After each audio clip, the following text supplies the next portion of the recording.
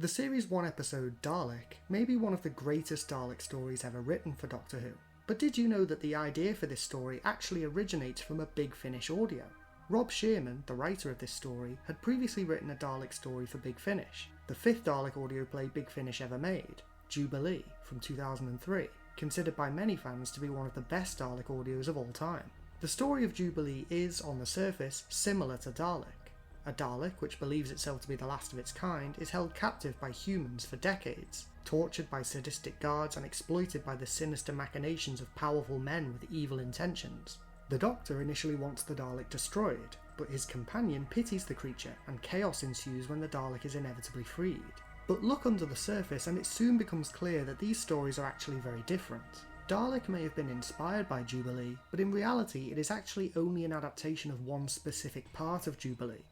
Big Finish's early audio stories are, after all, formatted in the same style as standard 4-part classic Who episodes, with each part being 25 minutes long, so it has a much longer runtime than New Who's single-part 45-minute episodes, and can therefore dedicate more time to different aspects of a particular story. Jubilee is, ultimately, a story about corruption.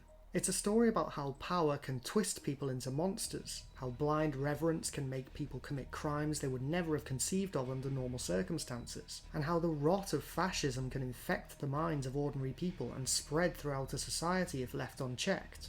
Just like in Dalek, the captive Dalek in Jubilee is a pitiable creature, driven mad after years of isolation, tortured by its captors, and yearning for the release of death. But unlike the Dalek from Jubilee doesn't even want to exterminate anymore. It is so beaten and broken that it has lost all sense of purpose, and instead tries to find purpose in the authoritarian human society it unintentionally helped to create. For context, Jubilee has quite a different setting to Dalek. Jubilee is set in an alternate version of Earth in 2003, which was created when the Sixth Doctor and Evelyn Smythe aided humanity in stopping a Dalek invasion in 1903, an event that neither of them can remember happening, which led to England gaining Dalek technology and, in typical British Empire style, used this advantage to brutally conquer the rest of the world. By 2003, England controls everything. America is a colony that is harvested for its resources, an authoritarian regime of Dalek worshippers holds complete power over the planet, and the people have been brainwashed into believing that, despite the fact that they defeated the Daleks in 1903, the path to power is to imitate the Dalek ideals, purge nonconformists, conquer for conquest's sake, and show little in terms of individual personality or identity. There is even a law against contracting words, a law that has stood for so long that it has become second nature to even the highest ranking members of government. Despite having beaten the Daleks and holding the last Dalek survivor prisoner in the Tower of London, the English Empire has allowed Dalek ideas to seep into its society and take root. They may have defeated the Daleks, but in the end they became just as bad as the enemies they once fought against. This is a stark illustration of how fascism can spread in a society.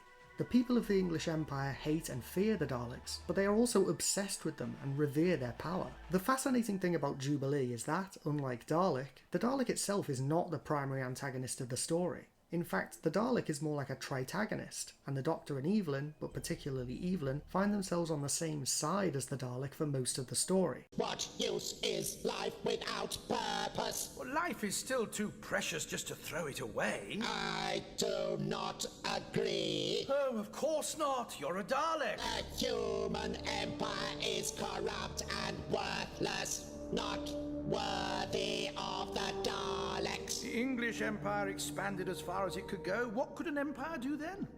It can only fall apart. Need to find new people to oppress, so you invent ridiculous laws to give you the excuse. Skin colour, beliefs, even if they contract words. Send them to the camps. Why?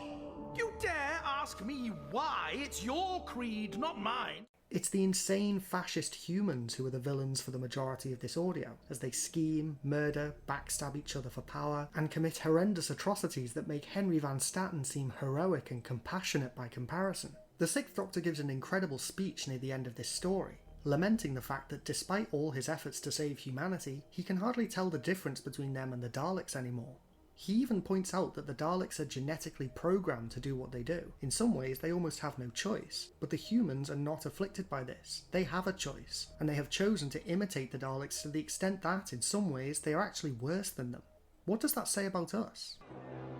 A long time ago, a race evolved which had an obsession with power. Power was at the center of all its thoughts.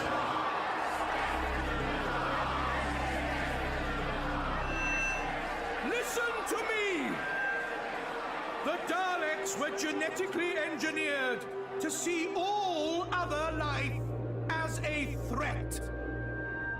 Human beings are different. Humans have a choice. The race I was describing was not the Daleks.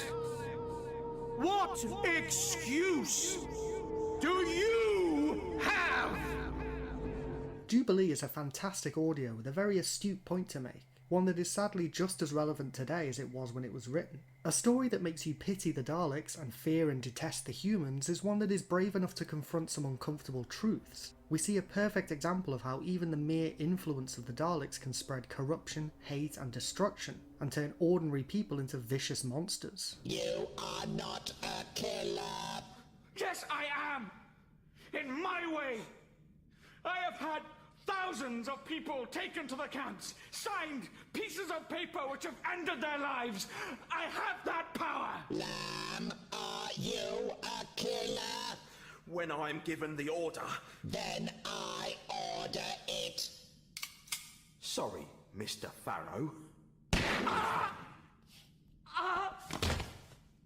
I said I would teach you about power. Yes, you did. Power is the strength to do what you would have others do.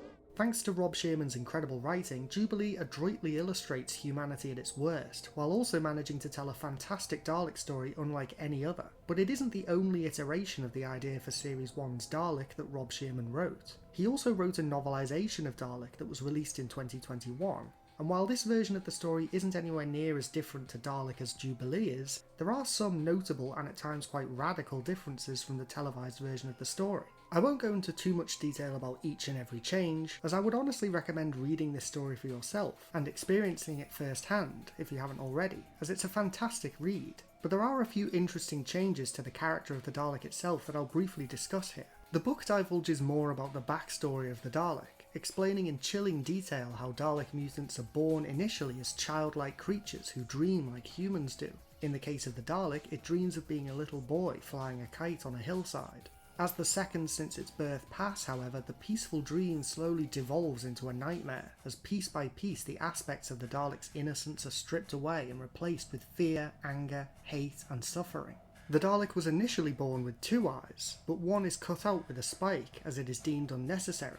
In order to fit into its casing, several of the Dalek's tentacle-like limbs are brutally cut off, and the creature is programmed with Dalek thoughts, the idea that it can never again be that boy on the hill, it can never feel sunlight, it can never experience freedom, or calm, or peace. Its newfound hate is directed against those who are not like it, those who can experience these things that have been ripped away from the Dalek, and that is when its life truly begins. The Dalek that would later become the Metaltron fought in the Time War and encountered the War Doctor at the fall of Arcadia before falling through time, believing itself to be the only survivor of the carnage. There are also some changes made to events we see in the TV story, firmly establishing the novelization of Dalek as an alternate account of events, rather than an attempt to simply adapt what we see on screen. The Dalek is far more damaged in the book than in the TV story, with a snapped manipulator arm and broken segments of armour. Interestingly, the Dalek repairs this damage the moment that Rose touches it, rather than the mutant and the casing being restored separately as we see in the TV story.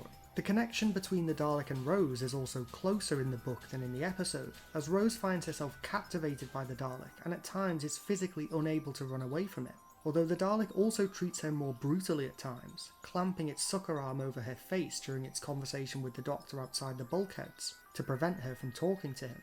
The Dalek also seems to lack several of the more prominent upgrades we see it use in the TV story. It lacks a shield, making it more vulnerable to attack from bullets, and it is actually physically knocked over by the combined fire of Van Statten's security staff in the warehouse scene, though it is later revealed that this was a ploy to lull them into a false sense of security, before it turns the tables on them and exterminates them all just like in the episode. The relationship between the Dalek and the Doctor is another key aspect of this story that is slightly different in the novelisation. Lacking a commander and having gone without orders or guidance for decades, the Dalek begins to see the Doctor as the closest thing it has to a father, and towards the end of the story there are some lines lifted directly from Jubilee, indicating the greater degree of kinship that these two Time War survivors have when they meet each other face to face at the end of the story. I'm sorry. I misjudged you. No, Doctor. You judged me correctly. I am a Dalek. Some of these changes may sound strange. Indeed, upon first reading the novelisation of Dalek, I was left with the strong impression that the book is far less focused on bigging up the Daleks than the TV episode is, and instead aims to be more of a middle ground between Dalek and Jubilee in terms of how the Dalek is characterised. Across the 3 iterations of this story, Rob Shearman's goal is clear. He wanted to demarcate the clear distinctions between the Daleks, the humans and the Doctor, but also illustrate the ways in which the 3 are alike. All the way back in 1963, the Daleks were designed to be as inhuman as possible. Everything about them, their appearance, their voice, their way of thinking, was carefully crafted to be utterly unlike us. And yet even within these truly alien monsters we can still find similarities to ponder over. The Daleks are a truly fascinating concept. They're abhorrent, evil, and there is very little about them that anyone should actively try to emulate. But there is still much to be learned from understanding them that sheds light on aspects of ourselves that we would perhaps otherwise choose not to face. Shearman has written stories that allow us to see the Daleks in a different light, to pity them as well as fear them, and in doing so he taught us an important lesson about who we are, what we could be, and how we can choose to be. What do you think? Which version of Shearman's Dalek story is your favourite? What aspects of Dalek philosophy do you think are best explored in these stories? And can you think of any other Dalek stories that have similarly pertinent and meaningful things to say about the Daleks as a concept? Let me know in the comments below. Don't forget to click below to subscribe to Dalek Bumps.